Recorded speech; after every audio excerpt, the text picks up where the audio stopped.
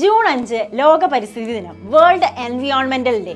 ഇന്ന് നിങ്ങളുടെ സ്കൂളിൽ പ്രസംഗ മത്സരം, ക്വിസ് കോമ്പറ്റീഷൻ, മരങ്ങൾ നട്ടുപിടിപ്പിക്കൽ, അങ്ങനെ ഒരുപാട് ആക്ടിവിറ്റീസ് നടന്നിട്ടുണ്ടാവും. ഒരു എൻവിയോൺമെന്റൽ ഡേയിൽ ഒതുങ്ങേണ്ടതാണോ പ്രകൃതി സംരക്ഷണം? നമുക്കറിയാം, അടുത്തിടെ ഉണ്ടായിട്ടുള്ള പ്രകൃതി ദുരന്തങ്ങൾ, മണ്ണൊലിപ്പ്, ഉരുൾപൊട്ടൽ, വെള്ളപ്പൊക്കം, ഇതിനൊക്കെ കാരണം നമ്മൾ പ്രകൃതിയെ സംരക്ഷിക്കാത്തതല്ലേ? അപ്പോൾ ഇനി അങ്ങോട്ട് നമ്മൾ ഗൗരവമായി തന്നെ പ്രകൃതി സംരക്ഷണത്തിൽ ഏർപ്പെടേണ്ടതുണ്ട്. നമ്മൾ മരങ്ങളൊക്കെ നട്ടുപിടിപ്പിക്കുക, പ്ലാസ്റ്റിക് കവറുകളൊക്കെ പുറത്തെറിയാതിരിക്കുക. ചിലരുണ്ട് ഭക്ഷണങ്ങളൊക്കെ പ്ലാസ്റ്റിക് പാക്കറ്റിൽ ഭക്ഷണം എടുത്തിട്ട് ആ പ്ലാസ്റ്റിക് പാക്കറ്റ് പ്രകൃതിയിലേക്ക്, നമ്മൾ പോകുന്ന വഴിയിലേക്ക് വലിച്ചെറിയുന്ന ആളുകളുണ്ട്. നമ്മളിൽ പലരും അത് ചെയ്യാറുണ്ട്. ഇനി അങ്ങനെ ചെയ്യരുത്. എവിടെയാണോ വേസ്റ്റ് ബിൻ ഉള്ളത് ആ വേസ്റ്റ് ബിന്നിൽ പ്ലാസ്റ്റിക് കവറുകളൊക്കെ കൊണ്ട് കളയുക.